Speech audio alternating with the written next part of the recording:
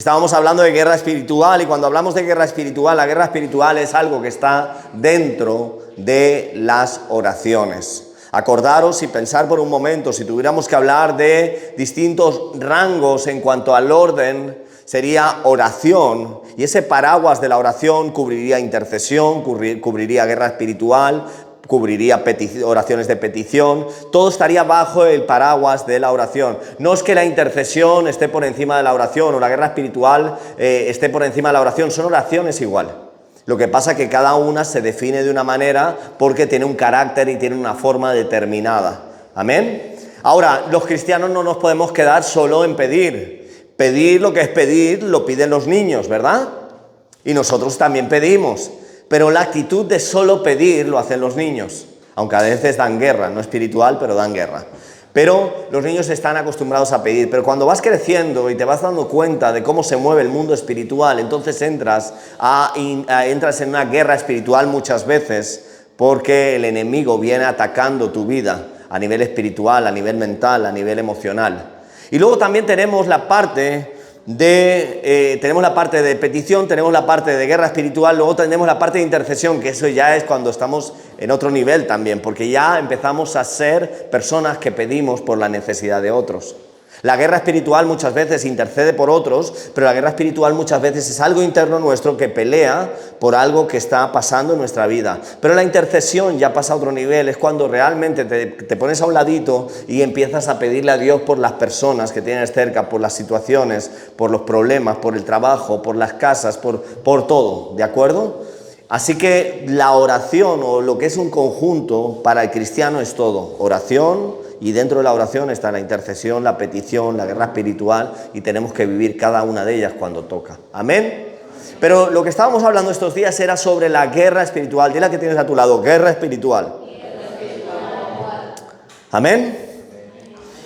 Y queremos saber más, queremos aprender, queremos crecer. Y cuando estaba preparando lo de hoy, estaba pensando que Dios quiere realmente darnos las estrategias para poder vencer en la guerra espiritual, pero tenemos que tener claros varios aspectos en cuanto a guerra espiritual. Tenemos que tener claro que la fortaleza que el enemigo siembra en nosotros no es algo que podamos pelear en lo físico o en lo mental, solo se puede pelear en lo espiritual. ¿Estás conmigo, iglesia? No puedes pelearlo en lo físico, lo hemos visto estos días, ni puedes pelearlo en lo mental, tienes que pelearlo en lo espiritual, porque si lo peleas en lo físico, lo peleas en lo mental, estás acabado. ¿Por qué? Porque cuando pasamos al plano espiritual, el que toma el lugar el que se pone enfrente, el que pone todo de su parte es Dios. Y si Dios está conmigo, ¿quién contra mí? ¿Amén? Así que a veces te tienes que plantear si cuando estás peleando una guerra espiritual y ves que no avanzas en esa guerra espiritual, te tienes que plantear seriamente, escúchame, seriamente si lo estás haciendo en tus fuerzas, si lo estás haciendo con tu mente o realmente lo estás haciendo en el espíritu. ¿Amén? Porque muchas veces venimos con la situación o la historia o el problema de que estamos batallando algo y no avanzamos en eso que estamos batallando. Y es porque no le estamos dando el lugar a Dios, lo estamos peleando nosotros.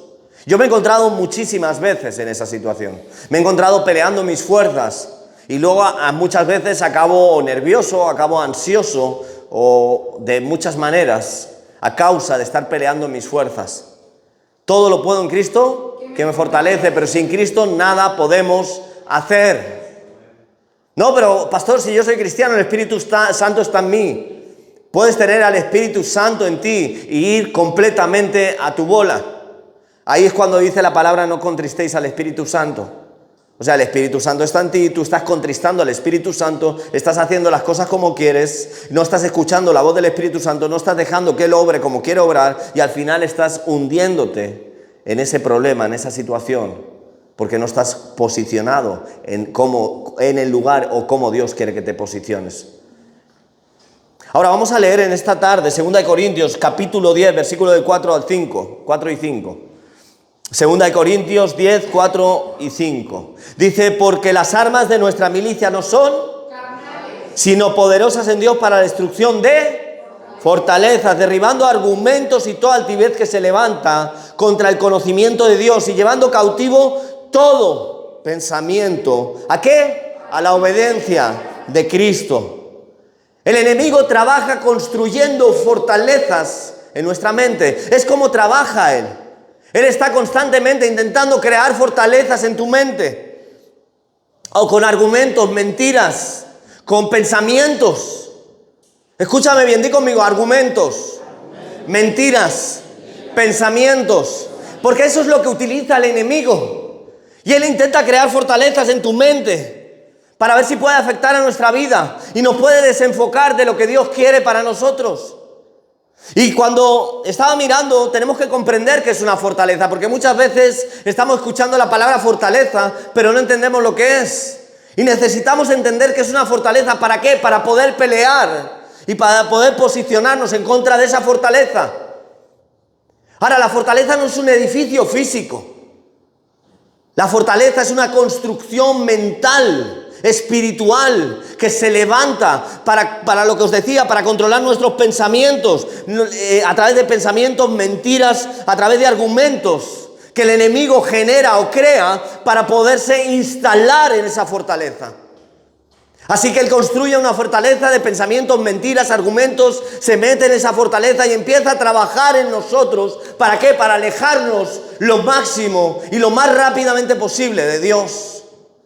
Así es como trabaja el enemigo. En Génesis capítulo 3, del versículo 1 al 5, tenemos a Eva. ¿Os acordáis? La que lió todo. Pero ¿cómo empezó? No fue algo que vino de una fuerza física que le forzó o le provocó. No, fue una mentira sutil. El diablo le dijo, ¿con que Dios ha dicho esto? Y sembró la duda en el corazón de Eva. Eva ya no podía ver a Dios como lo que es, un Dios bueno. Ella empezó a pensar, ¿por qué Dios no me da, o no me muestra, o no me deja alcanzar cosas que son buenas para mí? ¿Qué hizo el diablo? El diablo construyó una fortaleza con una mentira, una duda que sembró en el corazón de Eva. Y así nos fue luego a todos. Porque eso que marcó la vida de Eva, eso que marcó la vida de Adán, sigue marcando nuestras vidas. El enemigo sigue utilizando esa estrategia porque le funcionó muy bien. Si le funcionó, pues vamos a seguir. Y entonces viene con pensamientos, argumentos, mentiras e intenta empezar a edificar una fortaleza en lo mental y en lo espiritual, nunca en lo físico.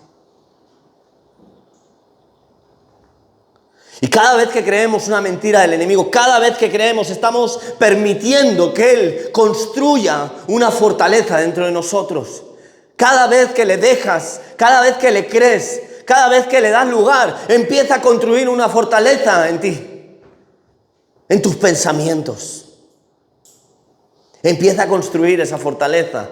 Y tú no te das cuenta, pero te empiezas a apartar de ciertas personas, empiezas a actuar de ciertas maneras que no te corresponden como hijo de Dios.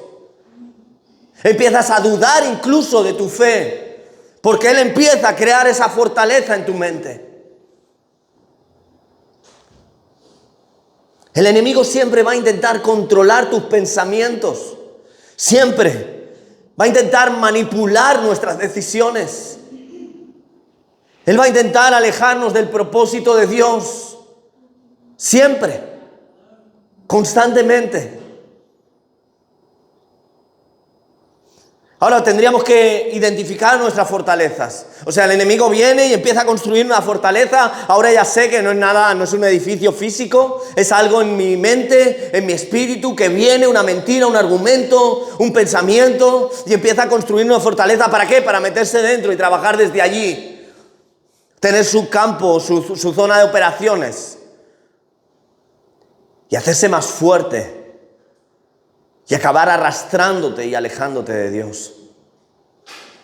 ¿Sabes de lo que te hablo, iglesia? ¿Lo has experimentado? Más de lo que querríamos, ¿verdad?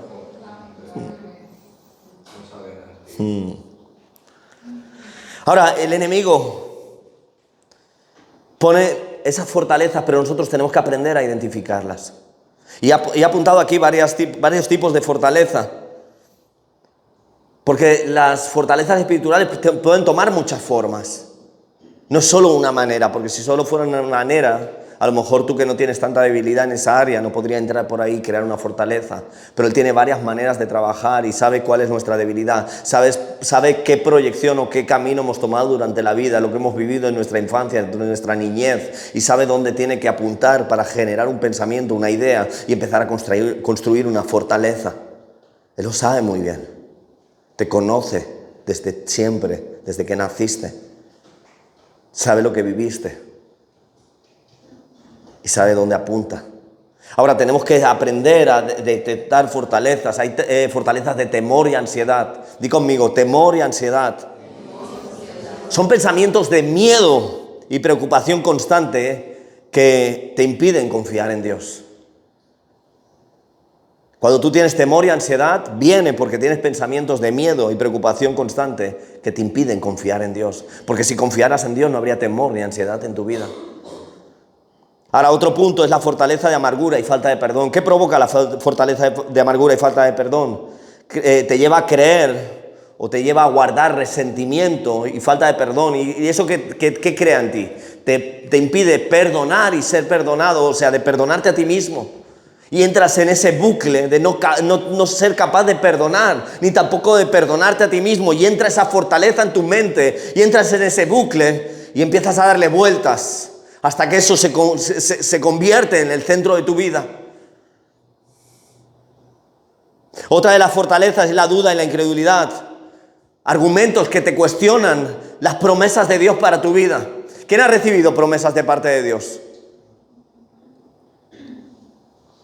Él viene creando fortalezas de duda, incredulidad, para que vayas dejando esa promesa a un lado y creas que no va a ser, que no se va a cumplir. ¿Qué pasa? Que cuando tú crees que esa promesa no va a ser, no se va a cumplir, no vas a trabajar ni a caminar en la dirección de esa promesa.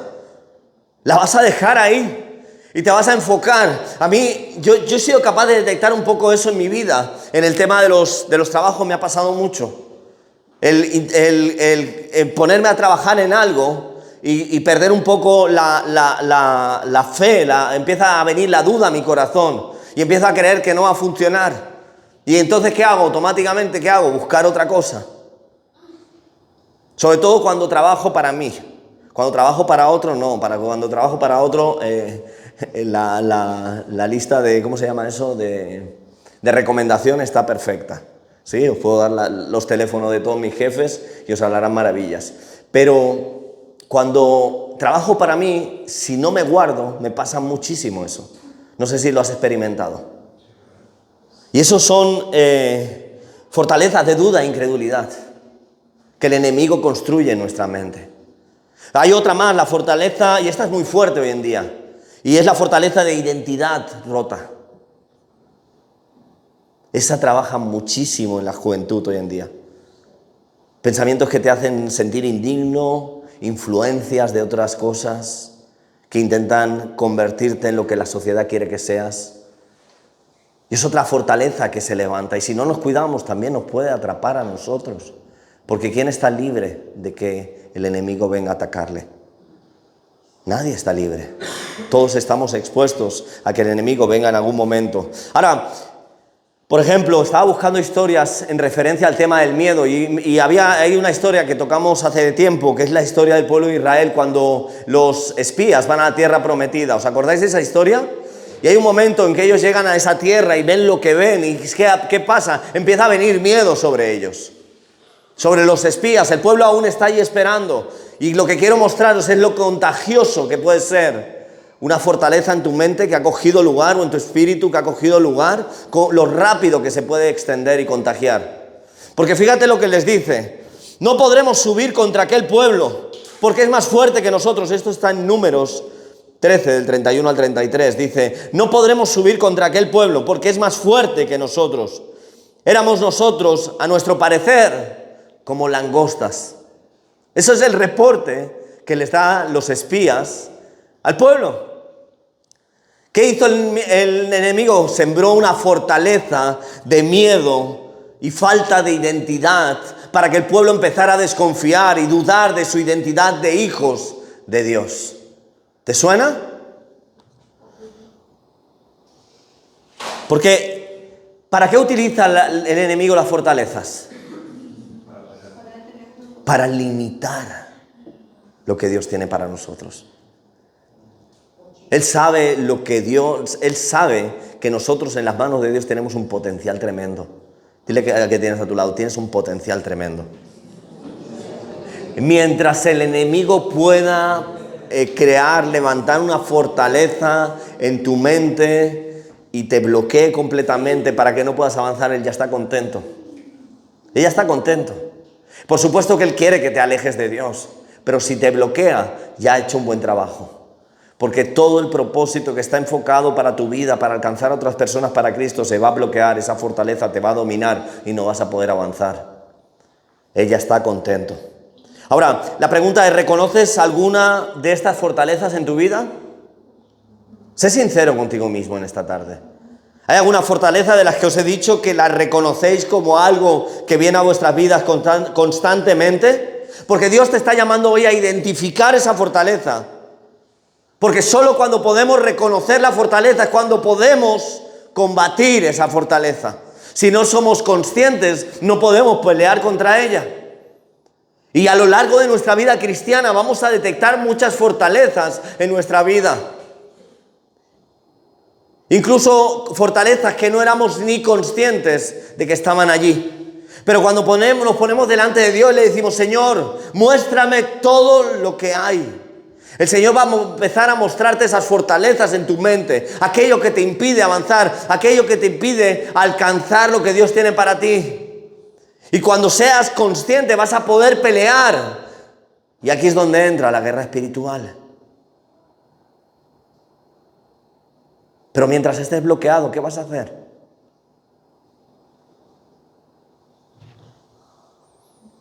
En 2 Corintios 10, del 4 al 5, Pablo nos habla de las armas de nuestra milicia y dice que no son carnales, sino poderosas en Dios. ¿Para qué? Para la destrucción de fortalezas. Él sabía lo importante que era que pudiéramos pelear y destruir esas fortalezas que se intentan levantar en nosotros. Porque ¿cuántas veces o cuánto tiempo dedicas a pelear con esas fortalezas? Porque el enemigo no para, el enemigo va construyendo. Va construyendo, él está todo el día allí preparándose. Es como un equipo, una brigada de obra. Está allí, él tiene todas las herramientas, tiene todo el material y él va trabajando. Es como no sé qué ejemplo poneros, pero una humedad, ¿sí? Una humedad aparentemente no se ve en la pared. Empieza a salir la humedad, empieza a extenderse la humedad, como nosotros en el baño ahora, que nos ha salido hasta un bulet así, una seta, muy simpática ella. Y se va extendiendo y si no cortas, si no rompes esa fortaleza, eso va a llegar a destruir por completo. La humedad va a destruir por completo la pared, la estructura, el edificio. No se soluciona desde el exterior. Se soluciona desde el interior, correcto. Necesitamos realmente romper todas esas fortalezas que se